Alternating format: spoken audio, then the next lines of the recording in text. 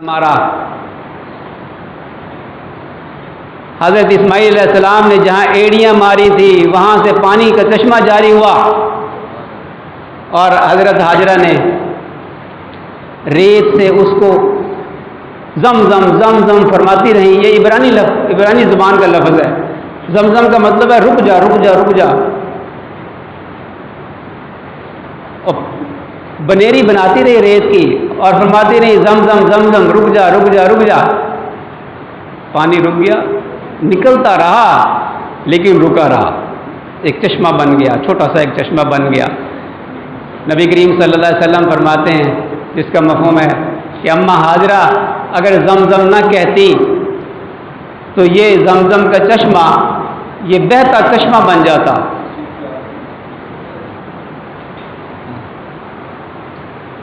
حضرت ابراہیم علیہ السلام چلے گئے، قربانی اماں ہاجرہ کی بھی، حضرت ابراہیم علیہ السلام کی بھی۔ جب تھوڑا بڑے ہوئے، ملاقات کے لیے بھیجا اللہ تعالیٰ نے، اس سے پہلے بھی آئے لیکن سواری سے اترنے کی اجازت نہیں۔ اماں ہاجرہ نے استقبال کیا، کتنی بڑی قربانی ہے۔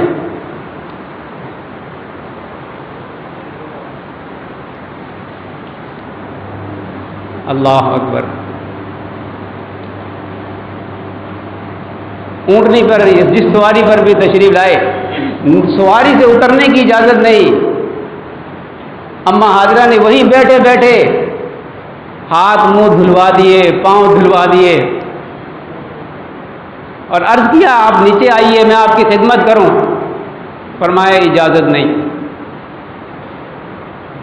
ملاقات کروا کے پھر جدائی، تڑپایا ہے، دل کو تڑپایا ہے،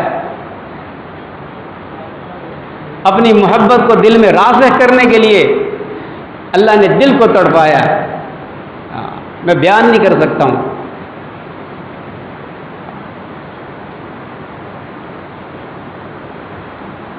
روزانہ انتظار کرتی ہوں گی جی۔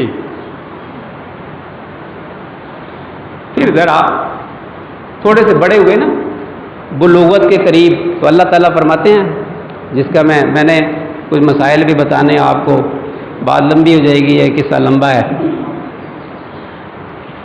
اللہ تعالیٰ نے حکم دیا، جب تھوڑا سا بڑے ہوئے نا، بچے بالغ ہونے کے قریب ہوئے، اللہ فرماتے ہیں، اس کا اللہ تعالیٰ کیسے نقشہ فرماتے ہیں کہ فلما بلغ معه السعي قال یا بنی انی اری فی المنام انی اذبحک فانظر ماذا تری۔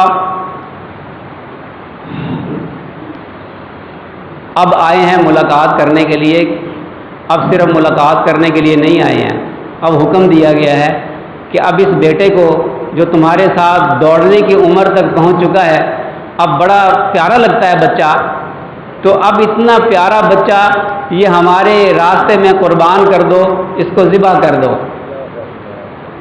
بڑھاپے میں ملی ہے اولاد، حضرت سارہ کو تو بعد میں اولاد ملی ہے، حضرت اسحاق علیہ السلام آگے آیات میں اللہ نے فرمایا، ہم نے اسحاق علیہ السلام کی بشارت بھی دی۔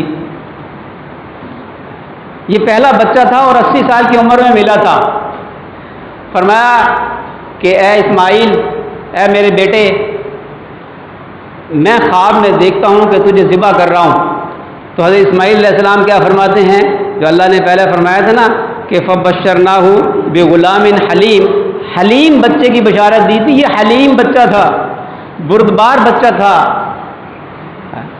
فوراً جواب دیا، کیا فرمایا، قال یا ابت فعل ما تؤمر، اے میرے ابا جان آپ کر گزریے جس کا آپ کو اللہ نے حکم دیا ہے، ستجدنی انشاءاللہ من الصابرین، آپ مجھے صابرین میں سے پائیں گے۔ حضرت ابراہیم علیہ السلام بیٹے کو لے چلے، پہلے تو آزمائش تھی حضرت ابراہیم علیہ السلام کی، اماں ہاجرہ کی، اب تینوں کی، میاں بیوی اور بیٹا تینوں کی آزمائش ہے۔ باپ بھی اس آزمائش میں کامیاب اور ماں بھی کامیاب، ماں بھی تیار کر کے بھیج رہی ہے کہ دوست کے پاس لے جا رہے ہیں، دوست سے ملاقات کرنے کے لیے لے جا رہے ہیں، تیار کر بھیج رہی ہے۔ اور راستے میں شیطان آیا، کنکریاں ماری. اللہ نے ان کنکریاں مارنے کو آج تک جاری کر دیا. حج میں حج نہیں ہوگا جب تک شیطان کو کنکریاں نہیں مارو گے. اماں حاضرہ کی سنت پر جب تک صحیح نہیں کرو گے، صفا مروہ کے چکر ساتھ نہیں لگاؤ گے، حج نہیں ہوگا. جب تک تم قربانی نہیں کرو گے باپ بیٹے کو ذبح کر دینے کی نیت سے، اس وقت تک تمہارا حج نہیں ہوگا. حضرت ابراہیم علیہ السلام کی سنت کو اللہ نے زندہ فرما دیا. بیٹے نے کہا کہ آپ کر گزریے کہ جس کا اللہ نے آپ کو حکم دیا ہے، مجھے آپ صابرین میں پائیں گے. لٹا دیا اور چھری تیز کر لی.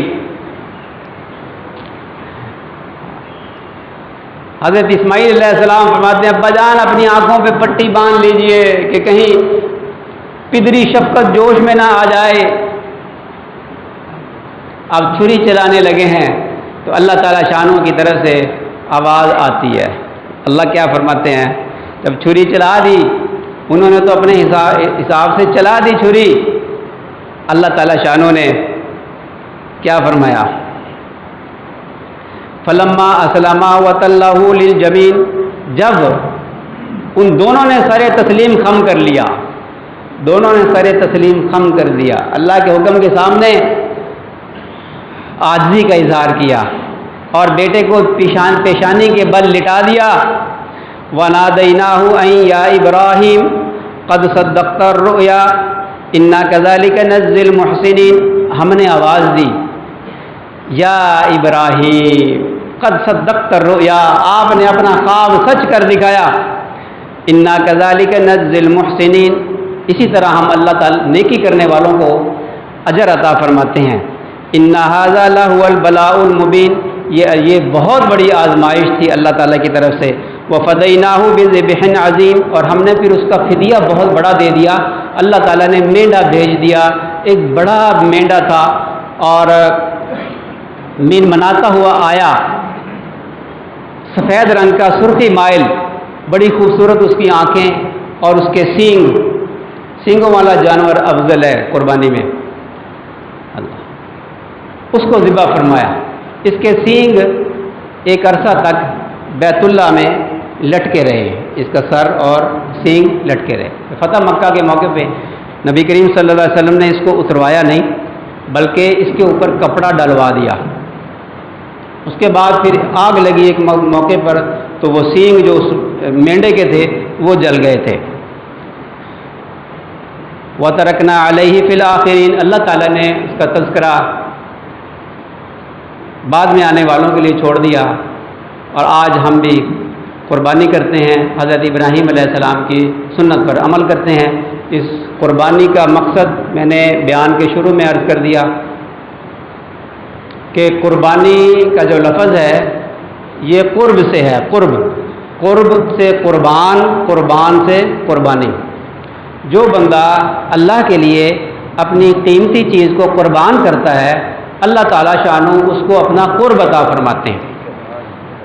یہ قربانی اللہ کے قرب کے لیے ہے اور یہ دل کے تقوی کے لیے ہے. ہمارے جانور کا گوشت، اس کا خون اللہ تک نہیں پہنچتا بلکہ اللہ تعالیٰ تک کیا پہنچتا ہے، ہمارے دلوں کا تقوی پہنچتا ہے. اس لیے قربانی کرنے میں اپنے جذبات کو اور اپنی خواہشات کو کہ قبلے کو درست کر لیں. نیت اچھی ہو، اللہ کے لیے قربان کرنا ہو، گوشت کی نیت سے نہ ہو. جو بندہ گوشت کی نیت سے قربانی کرتا ہے تو وہ قربانی نہیں ہے، اس کے قربانی قبول نہیں. بڑے جانور میں 7 حصے ہیں، اگر ایک شخص بھی گوشت کی نیت سے کرے گا تو اس کی قربانی، کسی کی بھی قربانی قبول نہیں ہوگی. گوشت کی نیت سے کیا مطلب؟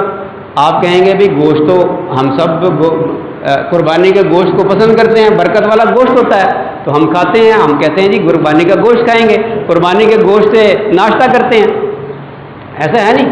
تو آپ کہیں گے نیت تو ہوتی ہے. نیت اس کو نہیں کہتے. گوشت تو بازار سے بھی خرید کے کھایا جا سکتا ہے. تو ہم قربانی کرتے ہیں حضرت ابراہیم علیہ السلام کی سنت کے مطابق، تو گوشت اس کی برکت سے ملتا ہے.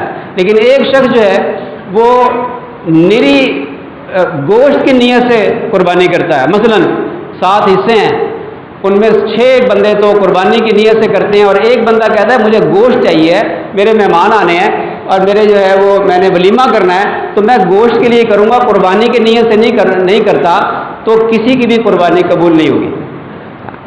دیکھیں اگر دوستوں نے آنا ہے تو آپ اس نیت سے کریں کہ عید کا دن ہے، میں قربانی کروں گا، قربانی کا گوشت اس کو کھلاؤں گا برکت والا، ولیمہ ہے تو قربانی کے گوشت سے ولیمہ کروں گا، یہ نیت کریں نا۔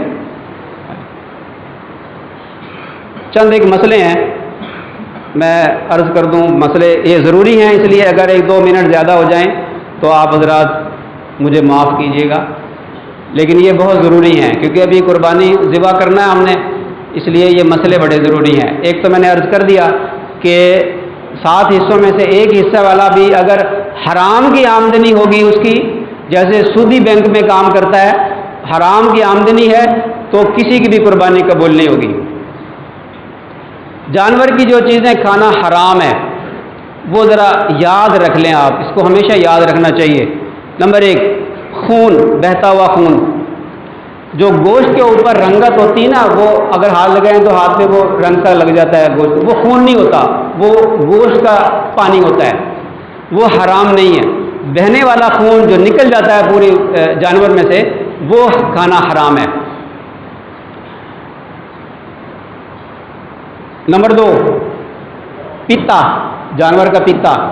نمبر 3، نر جانور کی پیشاب گاہ۔ نمبر 4، مادہ جانور کی پیشاب گاہ۔ نمبر 5، غدود جانور میں مرد ہوتا ہے اور اس میں گلٹیاں سی بن جاتی ہیں، گلٹیاں، وہ کسائی وہ گلٹیوں کو نکال کے پھینک دیتا ہے، ان کو غدود کہتے ہیں۔ 5، چھٹی چیز، کپورے، پورا پیشاب ان کپوروں سے گزرتا ہے جانور کا، جو ٹھکا ٹھک کے نام سے کھاتے ہیں نا لوگ، یہ گردوں کے ساتھ مکس کر کے، یہ یاد رکھ لیں کہ حرام ہے کھانا، اس کا بیچنا بھی جائز نہیں، کسائی کے لیے خریدنا بھی جائز نہیں، کھانا بھی جائز نہیں۔ یہ 6 چیزیں ہیں، یہ یاد رکھیں۔ جانور کو ذبح کرنے کے حوالے سے تیز چھری کے ساتھ ذبح کرنا اور جانور کے سامنے تیز نہیں کرنا اسے،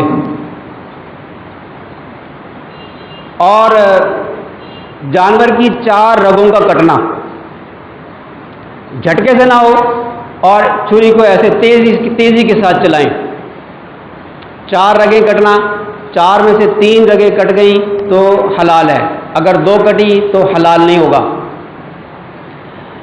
کسائیوں کی ایک عادت ہوتی ہے کہ وہ ایک تو اس کو گردن کو جھٹکا دیتے ہیں، اس سے جانور کو تکلیف ہوتی ہے، اس سے جانور جلدی ٹھنڈا ہوتا ہے، جلدی ٹھنڈا ہو جائے تو پورا خون نہیں نکلتا جسم میں سے، اس کی ممانعت ہے۔ کسائی کو پہلے سے منع کر دیں کہ یہ حرکت نہ کرے۔ نمبر 2، وہ ایک دوسری حرکت کرتا ہے، چھری کی نوک سے وہ باریک سی نالی کو وہ ایسے نکال کے کاٹ دیتا ہے، اس سے بھی جانور جلدی ٹھنڈا ہوتا ہے، اس سے جانور کو تکلیف ہوتی ہے، اس کے کاٹنے کی ضرورت نہیں ہوتی، اس سے بھی اس کو منع کر دیں۔ یہ جو کہتے ہیں نا کہ یہ قربانی کے جانور میں سے کوئی تھوڑی سی ہمک سی آتی ہے، اس کی یہ وجہ ہے کہ ذبح صحیح نہیں کرتے، خون پورا نکلتا نہیں ہے اور وہ خون کا اثر گوشت میں آتا ہے، اس کو نارمل طریقے سے ٹھنڈا ہونے دیں، ان چیزوں کا خیال کریں۔ تکبیر پڑھنا، کسائیوں کی عادت ہوتی ہے وہ تکبیر پڑھتے ہیں، خود ذبح کرنا افضل ہے اور تکبیر پڑھ کر ذبح کریں۔ بعض لوگ ہاتھ رکھ دیتے ہیں اس کے ساتھ نا، جو وہ کرتا ہے تو خود بھی ہاتھ رکھ دیتے ہیں، لیکن یاد رکھیں اگر آپ ہاتھ رکھیں گے کسائی کے ہاتھ کے ساتھ چھری پر تو دونوں کا تکبیر پڑھنا ضروری ہے، یا تو آپ ہاتھ نہ رکھیں، یہ نہ ہو کہ آپ نے ہاتھ رکھا، آپ نے تکبیر پڑھی اور اس نے تکبیر نہیں پڑھی تو غلط کام ہو جائے گا۔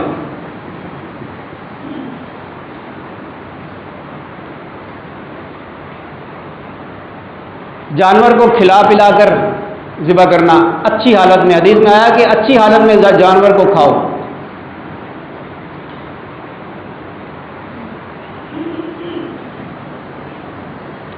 कसाई को उजरत में खाल देना या गोश्त देना, कोई भी चीज़ देना जायज़ नहीं। अगर पिछले सालों में दे दी है, ये नहीं कर सकते आप कि उसके साथ 4,000 रुपया तय किया, उसे कहे जी तुझे खाल भी हम दे देंगे, 3,500 कर ले। ये जो इसने 500 रुपये कम करवाया, अगर पिछले सालों में ऐसा हुआ तो ये 500 रुपया सदका करे। उजरत में कोई चीज़ नहीं दी जा सकती। खाल अपनी ज़रूरत के लिए रख सकते हैं, जाए नमाज बनानी हो तो जाए खाल अपने पास रख सकते हैं, सेल कर सकते हैं, लेकिन अगर सेल की तो उसकी रकम सदका करनी होगी। तो किसी को भी दी जा सकती है, गरीबों को भी दी जा सकती है, किसी की ज़रूरत हो उसको भी दी जा सकती है। ये चंद ज़रूरी मसाइल थे। बाकी ईद की नमाज के बाद कुर्बानी होती है। अगर किसी ने ईद की नमाज से पहले कुर्बानी कर ली तो उसकी कुर्बानी नहीं होगी, ये याद रखें। देहातों में ईद की नमाज नहीं होती तो वो सुबह सादिक के बाद कुर्बानी कर सकते हैं। और शहर में पूरे शहर में कहीं भी किसी एक जगह भी अगर ईद की नमाज हो गई तो कुर्बानी कहीं भी कर सकते हैं। मसलन अब 5:30 बजे भी कई जगहों पे ईद की नमाज हो रही है। ईद की नमाज 2 रकात अदा हो गई तो खुतबे से पहले भी कुर्बानी की जा सकती है, लेकिन बेहतर यह है कि खुतबा भी हो जाए तब कुर्बानी की जाए। तो ये चंद मसाइल थे ज़रूरी। अल्लाह ताला हमें समझने की तौफीक अता। हाँ जी।